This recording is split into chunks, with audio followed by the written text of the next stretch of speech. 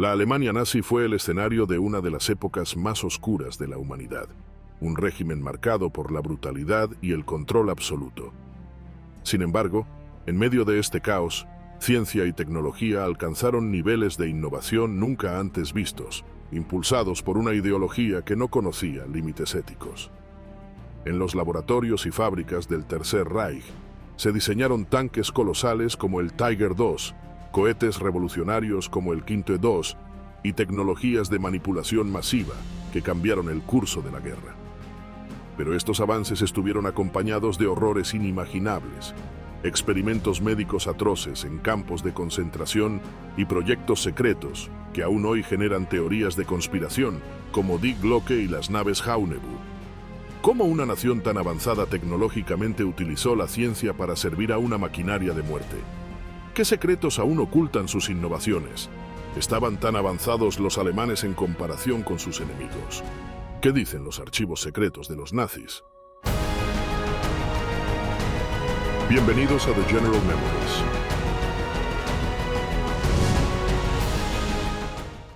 Ciencia al servicio del Tercer Reich. La ideología. Detrás de los avances, la Alemania nazi en su época tuvo avances gigantes en cuanto al control militar y político, pero también de la dominación intelectual y científica. La ciencia, bajo el régimen del Tercer Reich, se convirtió en un arma estratégica para consolidar el poder y justificar una ideología basada en la supremacía racial y la expansión territorial. Exploraremos cómo los avances científicos y tecnológicos fueron moldeados por los principios nazis y cómo los científicos, en su afán de contribuir al régimen, se convirtieron en cómplices de crímenes atroces. Desde que Adolf Hitler ascendió al poder en 1933, la ciencia fue reorganizada para alinearse con los objetivos del partido nazi. Se establecieron instituciones como la Oficina de Ciencia del Reich, que supervisaba investigaciones en diversas disciplinas, desde la genética hasta la física nuclear. Los fondos destinados a proyectos científicos aumentaron significativamente, pero con una condición: debían servir a los intereses del Tercer Reich. Una curiosidad poco conocida es el llamado Manifiesto de los Científicos del Reich, un documento de 1934 en el que más de 1000 académicos alemanes juraron lealtad al régimen. Este manifiesto sentó las bases para un sistema en el que la ciencia dejó de ser neutral, convirtiéndose en una herramienta de opresión y control. La ideología nazi encontró en la ciencia un medio para justificar su política eugenésica y de supremacía racial. La genética y la antropología fueron manipuladas para respaldar las teorías de pureza racial. Científicos como Eugen Fischer y Ottmar von Verschuer realizaron investigaciones que demostraban la inferioridad de ciertos grupos étnicos, particularmente los judíos y los romaníes. En 1935, las leyes de Nuremberg formalizaron estas ideas, prohibiendo los matrimonios interraciales y promoviendo la esterilización forzada de individuos considerados genéticamente defectuosos. Archivos desclasificados en 2005 revelan que más de 400.000 personas fueron esterilizadas bajo este programa, basado en investigaciones científicas que carecían de fundamento ético o riguroso. Un testimonio escalofriante proviene de una víctima de estos programas, Ana R., quien años después relató: "Fui llevada a una clínica sin saber por qué. Cuando salí, ya no podía tener hijos. Decían que era por el bien de la nación, pero destruyeron mi vida". Muchos científicos destacados colaboraron activamente con el régimen, motivados por el nacionalismo, la ambición o el miedo. Entre ellos se encontraba Werner Heisenberg, uno de los padres de la física cuántica, quien trabajó en el programa nuclear alemán.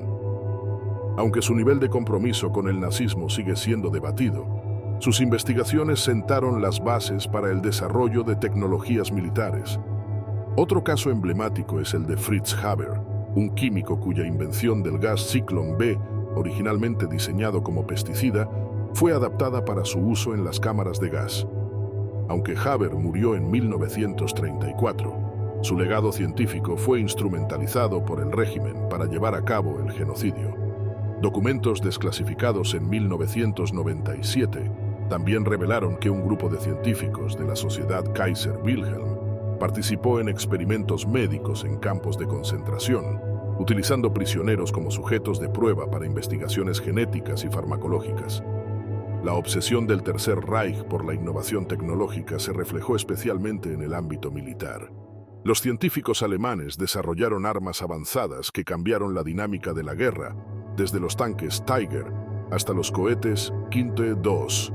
Un proyecto menos conocido pero igualmente ambicioso fue el de los submarinos U-Boot tipo 21, que representaron un avance revolucionario en la tecnología submarina.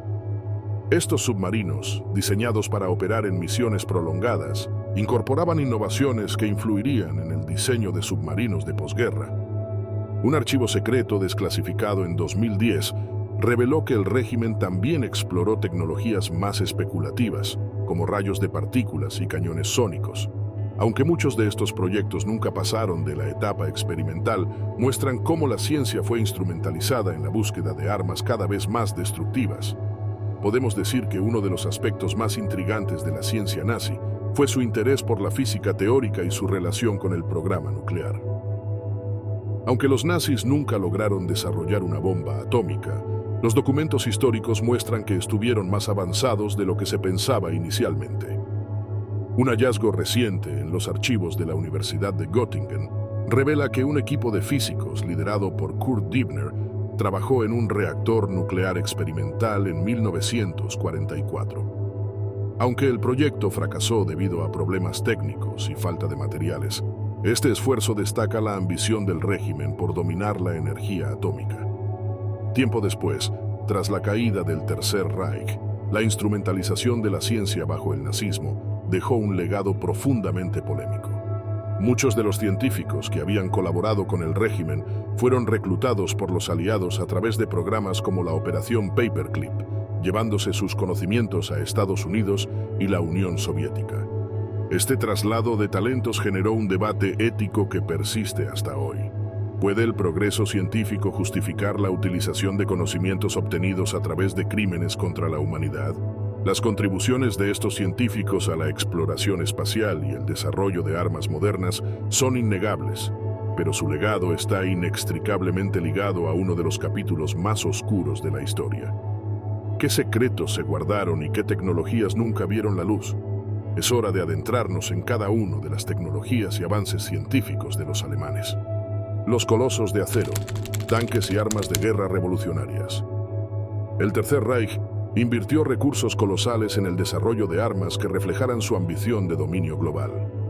Entre estas, los tanques desempeñaron un papel crucial. La tecnología militar alemana, impulsada por la ingeniería avanzada y una visión estratégica sin precedentes, produjo vehículos blindados que no solo redefinieron la guerra moderna, sino que también simbolizaron el intento del régimen por imponer su poderío en todos los frentes. Sin embargo, detrás de estos colosos de acero se encontraban retos logísticos, decisiones cuestionables y proyectos tan ambiciosos que parecían salidos de una novela de ciencia ficción. A comienzos de la Segunda Guerra Mundial, los alemanes ya habían demostrado la eficacia de sus tanques Panzer en las campañas de Polonia y Francia. Sin embargo, la llegada de tanques aliados más resistentes, como el T-34 soviético, forzó al Tercer Reich a redoblar esfuerzos en la producción de vehículos superiores. Fue entonces cuando surgieron los legendarios Tiger I y Tiger II, dos de los tanques más icónicos de la contienda. El Tiger I, introducido en 1942, representó una revolución en la tecnología militar. Con su blindaje grueso y su cañón de 88 milímetros, podía destruir objetivos a largas distancias con una precisión devastadora. Pero con su peso de más de 50 toneladas, también era un desafío logístico. En las estepas rusas, los Tiger I quedaron atrapados en el barro y su elevado consumo de combustible se convirtió en un problema insostenible a medida que el conflicto avanzaba. El Tiger II, conocido como Königstiger o Rey Tigre, fue una respuesta a estas limitaciones. Introducido en 1944, combinaba aún más blindaje y potencia de fuego. Sin embargo, su peso de más de 70 toneladas lo hacía vulnerable a problemas similares. Documentos desclasificados tras la guerra revelaron que más del 50% de los Tiger II perdidos no fueron destruidos por el enemigo, sino abandonados por fallos mecánicos o falta de combustible. A pesar de ello, los testimonios de soldados aliados expresaban un respeto cauteloso hacia estos tanques. Un comandante estadounidense entrevistado en 1945 comentó: «Cuando escuchabas el rugido de un Tiger, sabías que estabas en problemas. Podías esconderte o rezar, pero enfrentarlo cara a cara era casi suicida». Sin embargo, el Tercer Reich no se conformó con estos vehículos. A medida que la guerra se tornaba más desesperada, se concibieron proyectos aún más ambiciosos. Uno de ellos fue el Maus, un tanque que llevaba el concepto de blindaje pesado al extremo. Diseñado por Ferdinand Porsche, el Maus pesaba más de 180 toneladas, convirtiéndolo en el tanque más pesado jamás construido. Equipado con un cañón de 128 milímetros, tenía la capacidad teórica de destruir cualquier objetivo aliado. Sin embargo, solo se produjeron 2 prototipos debido a los enormes desafíos logísticos. Las pruebas realizadas en 1944 revelaron que el Maus era prácticamente inmanejable en combate real. Su movilidad limitada, combinada con la imposibilidad de cruzar la mayoría de los puentes, lo convirtió en un gigante impráctico. Uno de los prototipos, capturado por las fuerzas soviéticas, se encuentra actualmente en el Museo Militar de Kubinka, donde sirve como un recordatorio de las ambiciones desmesuradas del régimen nazi. Pero si el Maus parecía colosal, el Landkreuzer P-1000 Ratte, concebido como un supertanque, era aún más desmesurado. Este proyecto, ideado por el Ministerio de Armamento alemán en 1942, proponía un vehículo de 1000 toneladas, equipado con 2 cañones navales de 80 centímetros. Según los planos encontrados en archivos alemanes tras la guerra, el Ratte habría tenido una tripulación de más de 40 personas y un motor tan poderoso como el de un barco de guerra.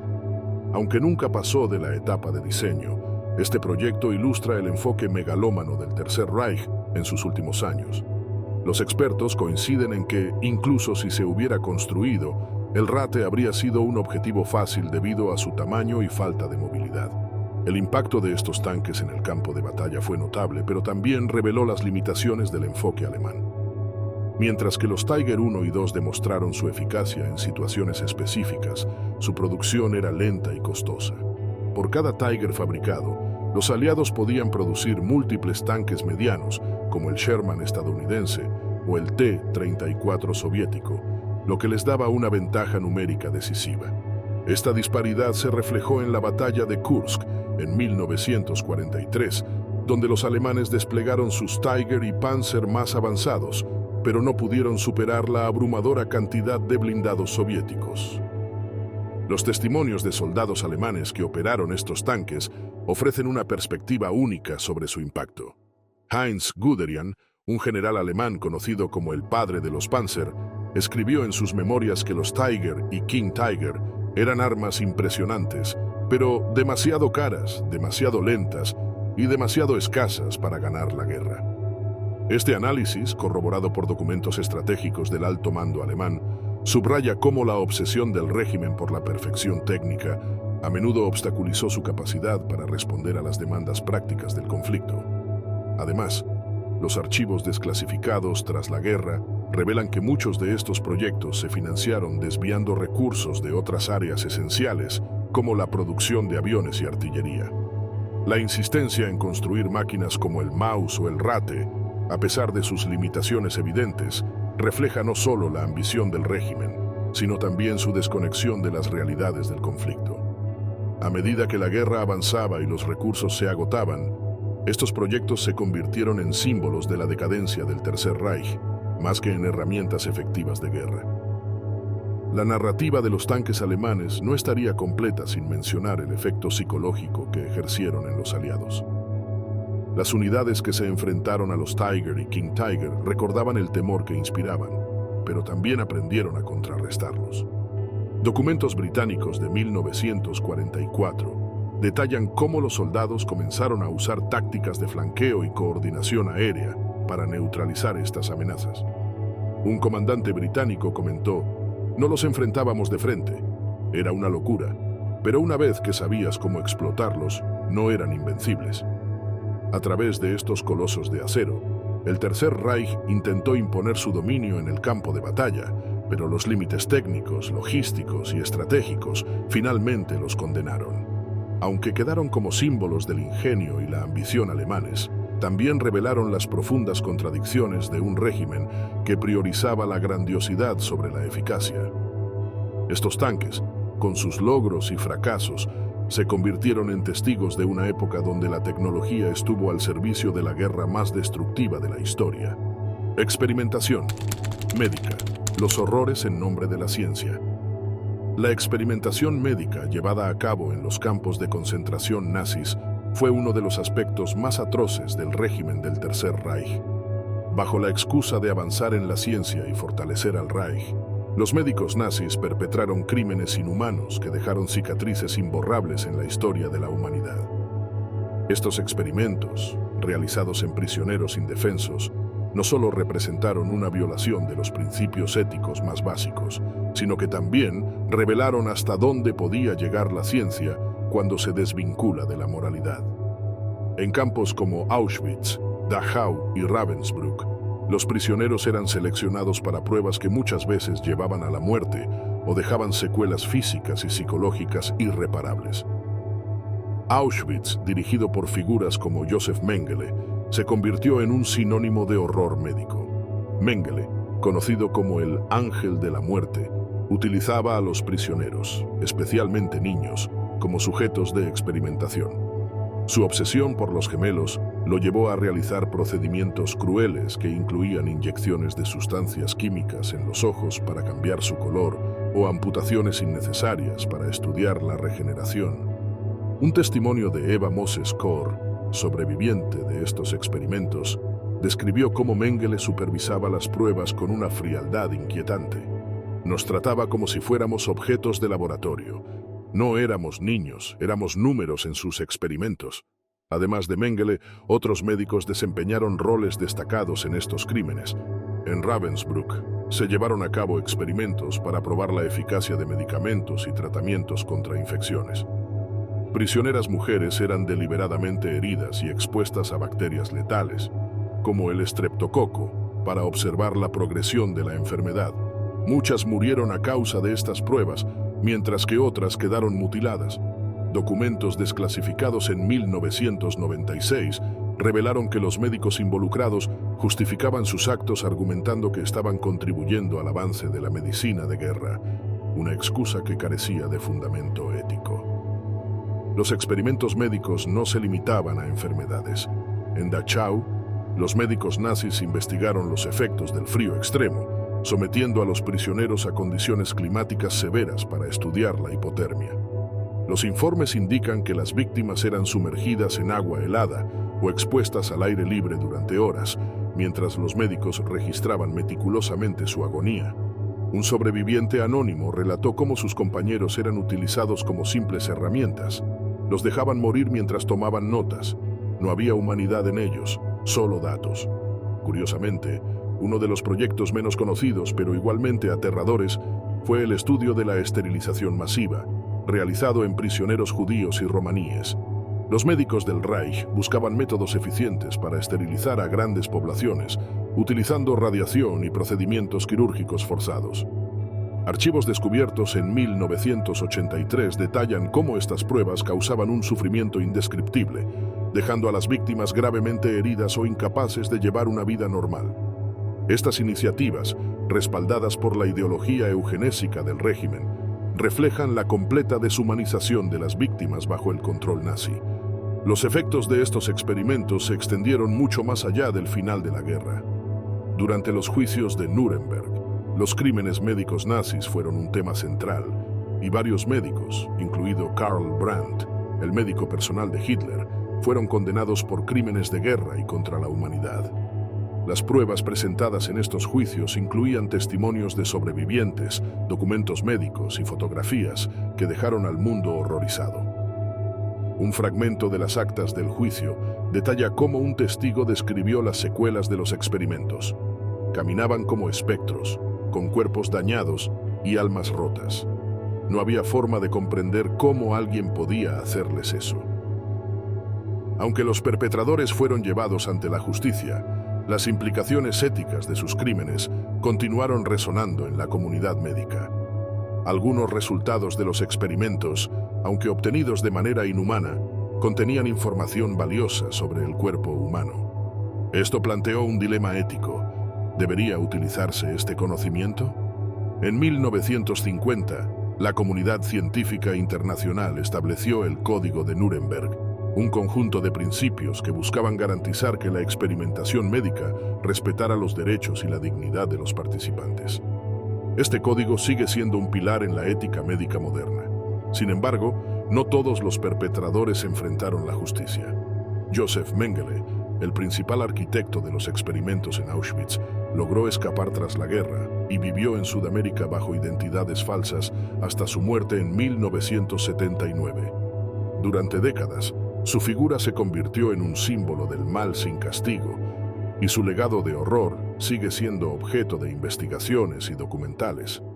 En 1992, se descubrieron archivos personales de Mengele que contenían notas detalladas sobre sus experimentos. Estos documentos revelaron la meticulosidad con la que registraba el sufrimiento de sus víctimas, ofreciendo una visión escalofriante de su mentalidad. El impacto de estos crímenes médicos no se limita al ámbito histórico. Han influido profundamente en la forma en que se regula la investigación médica en la actualidad. Las pruebas clínicas modernas, los comités de ética y las leyes internacionales para proteger a los participantes en estudios científicos son, en parte, respuestas directas a las atrocidades cometidas por los médicos nazis. La experimentación médica nazi dejó una marca indeleble en la historia de la humanidad. Estos crímenes, cometidos bajo la apariencia de la investigación científica, no solo costaron miles de vidas, sino que también desafiaron los límites de nuestra comprensión sobre el mal. Los sobrevivientes que vivieron para contar sus historias han asegurado que el mundo no olvide, y los documentos que salieron a la luz décadas después siguen recordándonos que la ciencia sin ética no es progreso, sino destrucción. UNP-2. Los cohetes que redefinieron la guerra y abrieron el espacio. El desarrollo de los cohetes V-2 por parte de la Alemania nazi marcó un punto de inflexión en la historia de la guerra y la tecnología. Estas armas, consideradas las primeras balísticas de largo alcance, representaron un avance sin precedentes en el campo militar y además sentaron las bases para la exploración espacial. Sin embargo, detrás de su creación se encuentra una historia plagada de explotación, sufrimiento humano y ambición desmesurada. En los primeros años de la década de 1930, la Alemania nazi ya buscaba desarrollar tecnologías que le dieran una ventaja estratégica sobre sus enemigos. Entre estas innovaciones, los cohetes ocuparon un lugar destacado. Bajo la dirección de Wernher von Braun, un joven ingeniero apasionado por la exploración espacial, el régimen comenzó a invertir en programas de investigación para transformar los cohetes de simples experimentos científicos en armas de guerra. Von Braun, quien más tarde se convertiría en una figura clave en la NASA, trabajaba en un laboratorio secreto en Peenemünde, una isla en el mar Báltico, donde se gestó el proyecto Quinto II.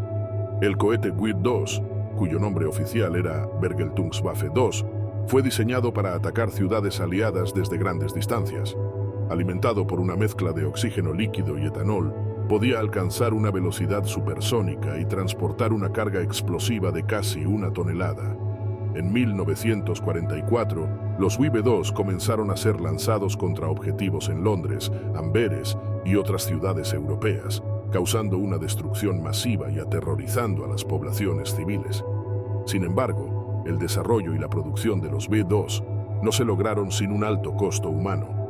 Para satisfacer la demanda del régimen, miles de prisioneros de guerra y trabajadores esclavizados fueron obligados a trabajar en condiciones inhumanas en la planta subterránea de Mittelberg, donde se ensamblaban los cohetes. Los testimonios de los sobrevivientes revelan las atrocidades que se cometieron en estas fábricas. Un exprisionero de Buchenwald, trasladado a Mittelberg, describió las condiciones como un infierno de oscuridad, hambre y muerte. Según los registros, más de 20.000 trabajadores murieron durante la construcción y producción de los Quinte-2, muchos por agotamiento, hambre o ejecuciones sumarias. Archivos desclasificados en 1990 y uno revelaron la complicidad directa de von Braun y otros ingenieros en la explotación de esta mano de obra esclava. Aunque von Braun afirmó después de la guerra que no tenía control sobre las condiciones de los trabajadores, documentos recuperados muestran que visitaba regularmente Mittelberg y estaba al tanto del trato brutal hacia los prisioneros. Esta dualidad en su papel como visionario tecnológico y colaborador de crímenes de guerra sigue siendo un tema de intenso debate histórico. Los W-2 representaron un avance tecnológico impresionante para la época. A diferencia de las bombas convencionales que podían ser interceptadas, estos cohetes eran prácticamente imposibles de detener una vez lanzados. Los ataques contra Londres, iniciados en septiembre de 1944, demostraron el alcance de esta nueva arma. Testimonios de los residentes londinenses capturan el impacto psicológico de los W-2, que llegaban sin previo aviso debido a su velocidad supersónica. Una sobreviviente, identificada como Margaret T., recordó el terror de esos días. Estábamos en casa y de repente todo explotó. No hubo sirenas, no hubo advertencias, solo caos y destrucción. A pesar de su capacidad destructiva, los W-2 no lograron alterar significativamente el curso de la guerra. La producción era lenta y costosa, y aunque causaron miles de muertes, su impacto estratégico fue limitado. Sin embargo, su importancia va más allá de su eficacia militar. Los cohetes W-2 establecieron los principios básicos para el diseño de misiles balísticos y lanzadores espaciales, marcando el inicio de la era espacial. Tras la derrota de Alemania en 1945, el programa WAT-2 se convirtió en un premio codiciado por las potencias aliadas. En la operación Paperclip, Estados Unidos trasladó a von Braun y a cientos de científicos alemanes a su territorio, junto con materiales y planos relacionados con los W-2. Esta operación, inicialmente secreta, permitió que los avances tecnológicos desarrollados bajo el régimen nazi fueran utilizados para fines militares y espaciales en la posguerra. Uno de los aspectos más controvertidos de esta transferencia de conocimiento fue la incorporación de von Braun en la NASA, donde desempeñó un papel clave en el desarrollo del programa Apolo y el envío del hombre a la Luna. Aunque sus logros en la exploración espacial son innegables, su asociación con los crímenes cometidos durante la producción de los W-2 plantea preguntas éticas que persisten hasta hoy. En 1976, poco antes de su muerte, von Braun fue entrevistado sobre su papel en la guerra. Su respuesta refleja la complejidad de su legado. Solo quería construir cohetes para llegar al espacio. Lamento profundamente lo que sucedió, pero no tenía el poder para cambiar las cosas. Además de su impacto en la ciencia y la tecnología, los W-2 también influyeron en la cultura popular y en la percepción de la guerra moderna. Las imágenes de estos cohetes lanzándose al cielo se convirtieron en símbolos de la capacidad humana para crear y destruir al mismo tiempo. En la posguerra, tanto Estados Unidos como la Unión Soviética aprovecharon las lecciones aprendidas del programa W-2 para desarrollar sus propios misiles balísticos intercontinentales, consolidando así la carrera armamentista de la Guerra Fría. En archivos desclasificados recientemente, se encontró evidencia de que los soviéticos también utilizaron prisioneros alemanes para trabajar en su programa de cohetes, una práctica que refleja cómo la explotación humana no terminó con la caída del Tercer Reich. Estos documentos revelan que, aunque el contexto era diferente, los avances tecnológicos continuaron dependiendo de métodos cuestionables. La historia de los W-2 es un ejemplo de cómo la ambición científica puede ser utilizada tanto para la guerra como para el progreso. Aunque diseñados para la destrucción, los principios detrás de estos cohetes llevaron a la creación de tecnologías que hoy en día se utilizan para la exploración del espacio. Sin embargo, el costo humano de su desarrollo nunca debe ser olvidado. Los miles de trabajadores esclavizados que perdieron la vida en Mittelberg son un recordatorio de que incluso los avances más revolucionarios pueden estar manchados por el sufrimiento humano. El programa WOW-2 marcó un antes y un después en la historia de la tecnología militar y espacial, demostrando el poder y el peligro de la ciencia cuando se desvincula de la ética. Este capítulo del Tercer Reich no solo definió el futuro de la guerra y la exploración espacial, sino que también dejó un legado de preguntas que la humanidad aún lucha por responder. El control de masas, propaganda y tecnología para manipular a las multitudes. El Tercer Reich se destacó por sus avances en armamento y tecnología militar, pero un aspecto poco hablado pero muy importante fue su habilidad para controlar y manipular a las masas. Este dominio, orquestado con precisión y respaldado por innovaciones tecnológicas, se convirtió en una de las herramientas más poderosas del régimen nazi. A través de la propaganda, los nazis moldearon la percepción pública, consolidaron su poder y deshumanizaron a quienes consideraban enemigos del Estado. Esta maquinaria ideológica no fue producto del azar, sino el resultado de una planificación meticulosa que combinó técnicas tradicionales con las tecnologías más avanzadas de la época. Desde los primeros días del régimen, Joseph Goebbels, ministro de propaganda, entendió el potencial de los medios de comunicación como un arma política. Bajo su dirección, se estableció el Reichsministerium für Volksaufklärung und Propaganda, que significa Ministerio de Ilustración Pública y Propaganda, una institución dedicada a controlar todos los aspectos de la vida cultural y mediática de Alemania. La radio, el cine y la prensa se convirtieron en los pilares de esta estrategia, con un objetivo claro: crear un mensaje uniforme y omnipresente que resonara en cada rincón del Reich. Uno de los elementos más emblemáticos de esta campaña fue el Volksempfänger, un receptor de radio diseñado específicamente para ser asequible y accesible para la mayoría de los alemanes. Este dispositivo, introducido en 1933, fue instrumental en la difusión de discursos de Hitler y propaganda nazi. Un archivo desclasificado en 1998 reveló que, para 1938, más del 70% de los hogares alemanes poseían uno de estos receptores, asegurando que el mensaje del régimen llegara a millones de personas. Los discursos de Hitler, cuidadosamente editados y transmitidos en horario estelar, buscaban generar un sentido de unidad y lealtad absoluta. Un oyente de la época recordó: podías sentir cómo la voz de Hitler te envolvía. Incluso si no querías escuchar, no podías escapar de su influencia. El cine fue otra herramienta crucial en la propaganda nazi. Goebbels supervisó personalmente la producción de películas que promovían los ideales del régimen. Obras como El triunfo de la voluntad de Leni Riefenstahl no solo glorificaban el poderío militar alemán, sino que también presentaban a Hitler como una figura casi divina. Estas películas, vistas por millones en toda Alemania, combinaron técnicas cinematográficas avanzadas con un mensaje ideológico claro. Un descubrimiento reciente en archivos cinematográficos reveló los extensos guiones visuales que utilizaba Riefenstahl, con instrucciones precisas sobre ángulos de cámara y montaje para maximizar el impacto emocional en los espectadores. La prensa escrita tampoco escapó al control del régimen. Los periódicos, bajo estricta supervisión estatal, publicaban noticias que reforzaban la narrativa nazi mientras censuraban cualquier información que pudiera contradecirla. En documentos encontrados tras la guerra, se detalla cómo se establecieron listas negras de periodistas y publicaciones consideradas peligrosas para la estabilidad del Reich. Los medios se convirtieron en una herramienta para alimentar el odio hacia judíos, comunistas y otras minorías. Un titular típico de la época describía a los judíos como parásitos que amenazaban la pureza de la nación alemana. La tecnología también jugó un papel central en la vigilancia y control interno. El régimen desarrolló métodos avanzados para monitorear a sus ciudadanos, utilizando técnicas que prefiguraron los sistemas de espionaje modernos.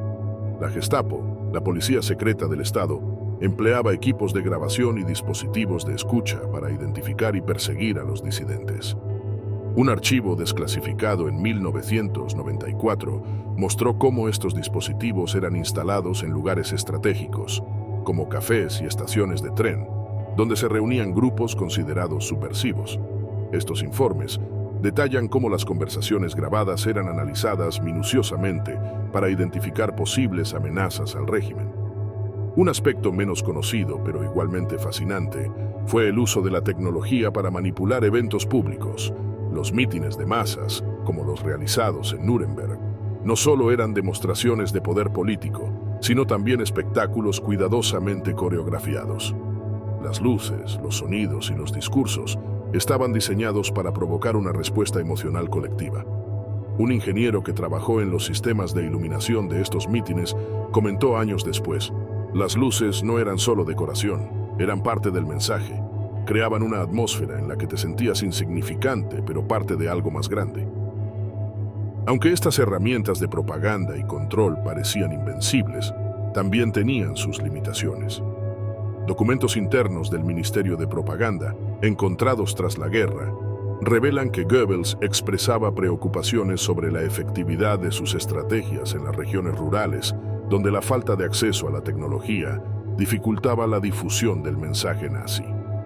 Además, los informes indican que algunos alemanes, especialmente los más jóvenes, comenzaban a cuestionar la narrativa oficial hacia el final de la guerra, influenciados por emisoras de radio extranjeras como la BBC.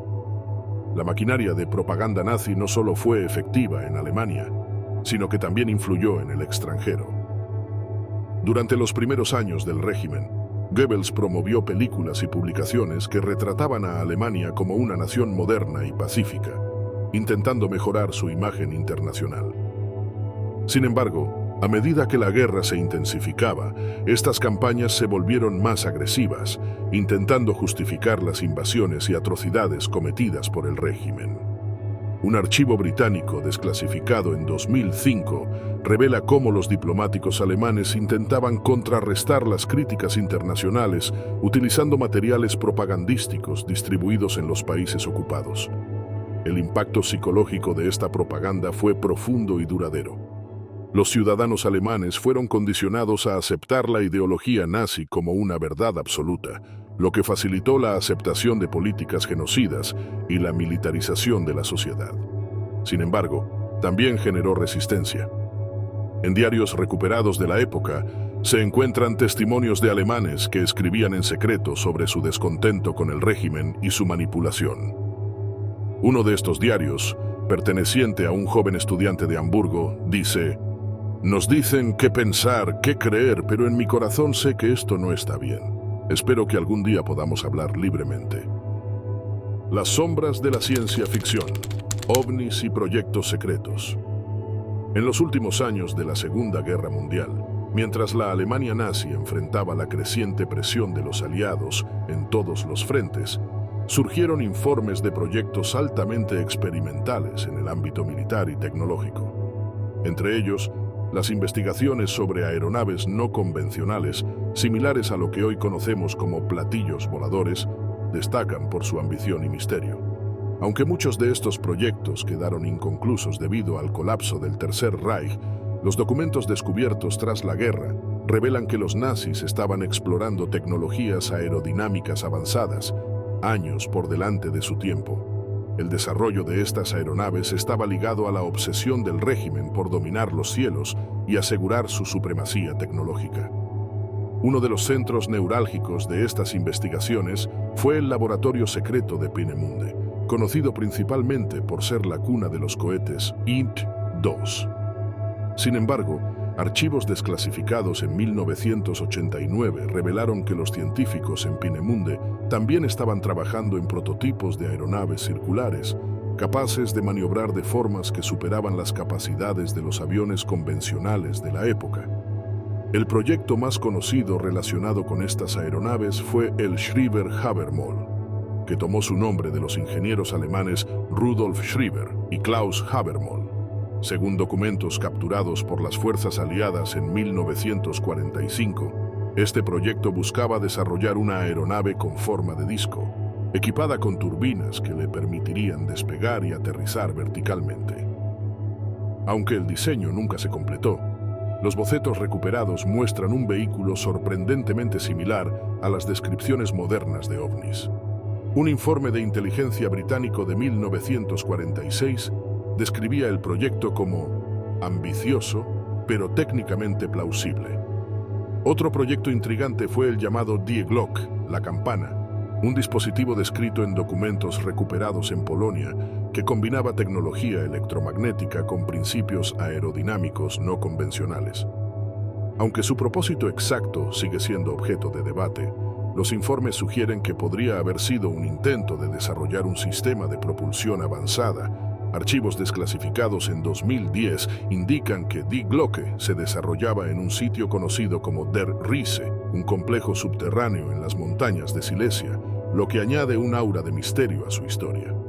Testimonios de ingenieros que trabajaron en proyectos experimentales bajo el Tercer Reich proporcionan un vistazo a las ambiciones nazis en este campo.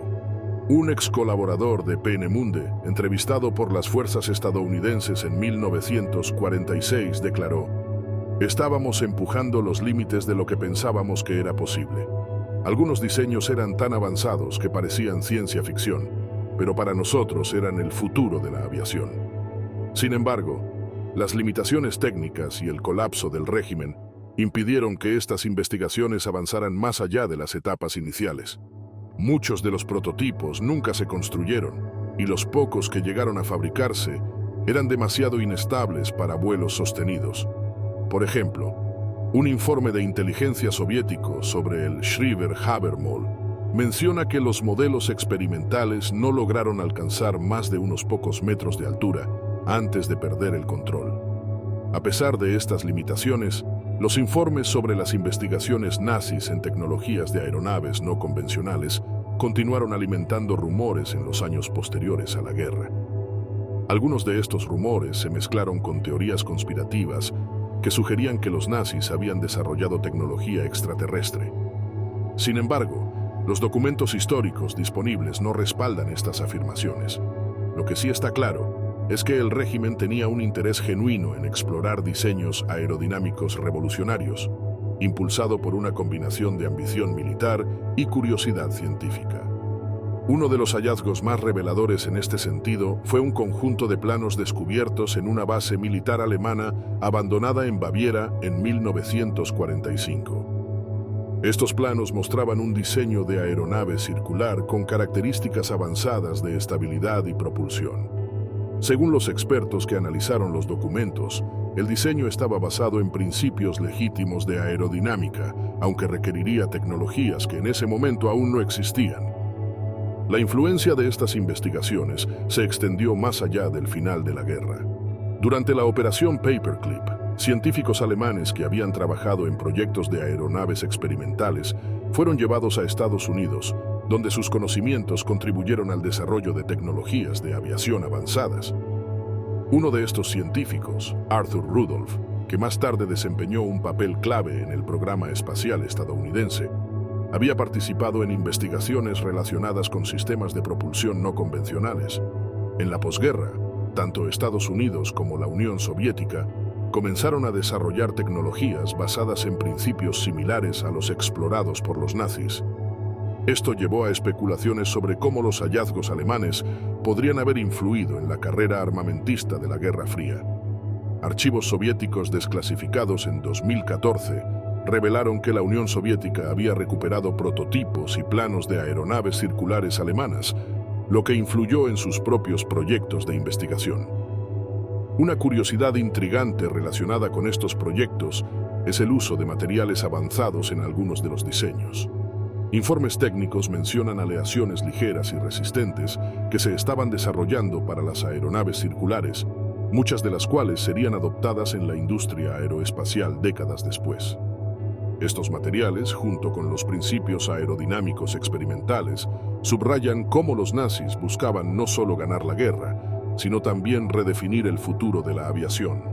Aunque gran parte de las investigaciones sobre estas aeronaves se perdió o fue destruida durante los últimos días del Tercer Reich, los fragmentos que sobrevivieron ofrecen un vistazo fascinante a las ambiciones tecnológicas de un régimen desesperado.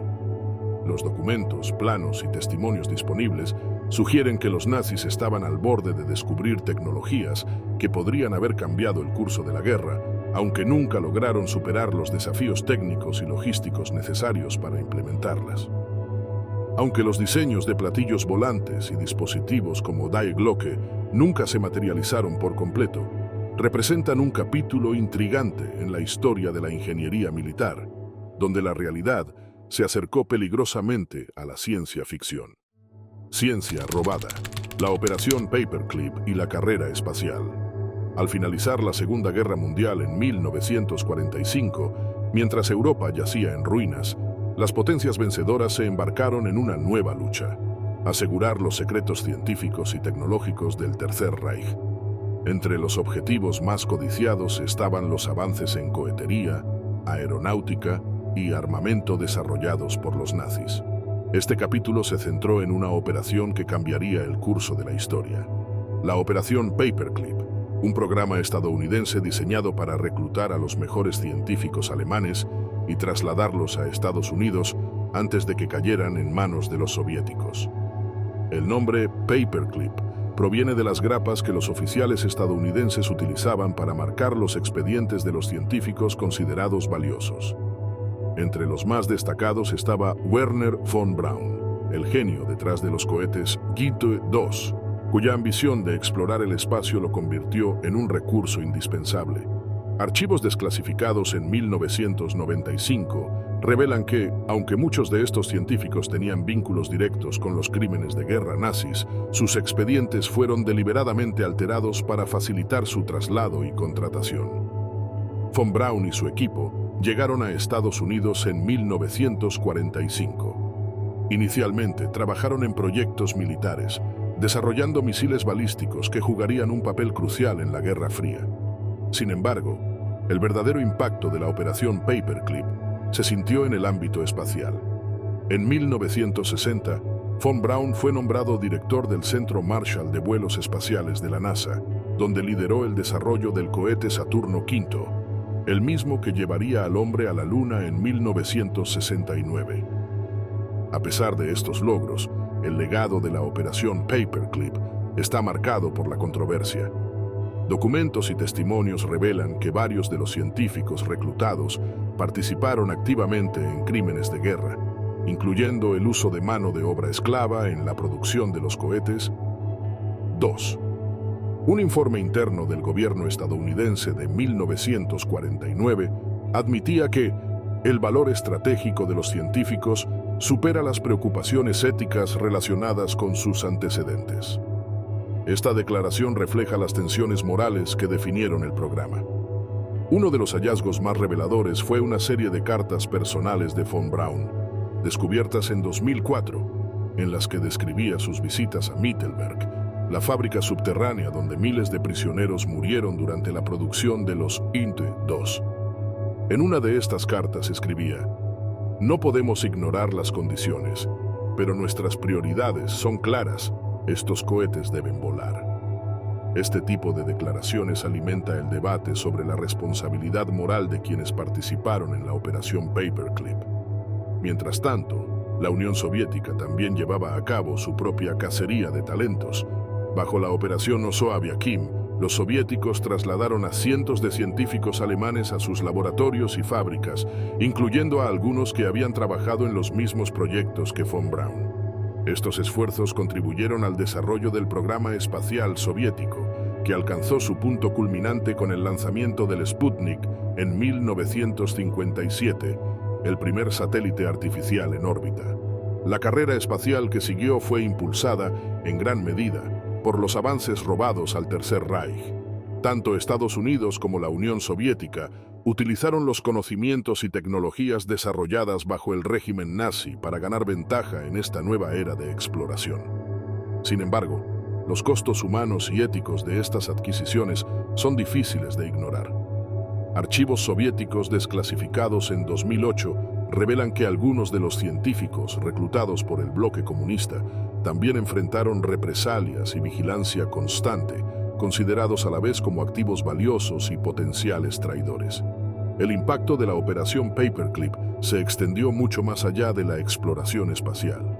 Los sistemas de misiles balísticos intercontinentales, el desarrollo de la propulsión a chorro y los avances en materiales compuestos son solo algunos ejemplos de las tecnologías que surgieron a partir de los conocimientos adquiridos de los científicos nazis. Sin embargo, este progreso estuvo acompañado de un legado de preguntas sin respuesta sobre la ética de utilizar conocimientos obtenidos a través del sufrimiento humano. Uno de los testimonios más impactantes sobre la Operación Paperclip provino de un ingeniero que trabajó con von Braun en Huntsville, Alabama. En una entrevista de 1973 comentó: «Era brillante, sí, pero había algo en él que nunca entendí del todo. Sabía lo que había pasado en Alemania, pero nunca hablaba de ello. Era como si hubiera borrado esa parte de su vida». Este silencio, compartido por muchos de los científicos reclutados, añade una capa de complejidad al legado de la operación.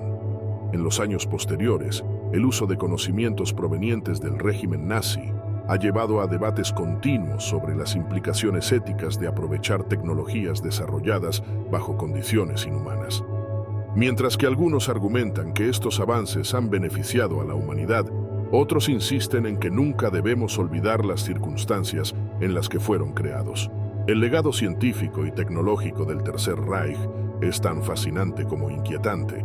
A través de innovaciones como los cohetes UNT-2 y proyectos experimentales que impulsaron la exploración espacial, quedó demostrado cómo la ambición humana puede alcanzar nuevos horizontes incluso en tiempos de guerra. Sin embargo, estos avances estuvieron marcados por la explotación, la deshumanización y una desconexión total de la ética. Hoy, el conocimiento adquirido del régimen nazi continúa influyendo en campos como la aviación, la cohetería y la exploración espacial. Sin embargo, debemos recordar siempre el costo humano que implicó. Estos avances no pueden desligarse de los crímenes que los hicieron posibles. Este capítulo oscuro en la historia de la ciencia y la tecnología nos desafía a reflexionar sobre el precio del progreso y a garantizar que nunca volvamos a repetir los errores del pasado.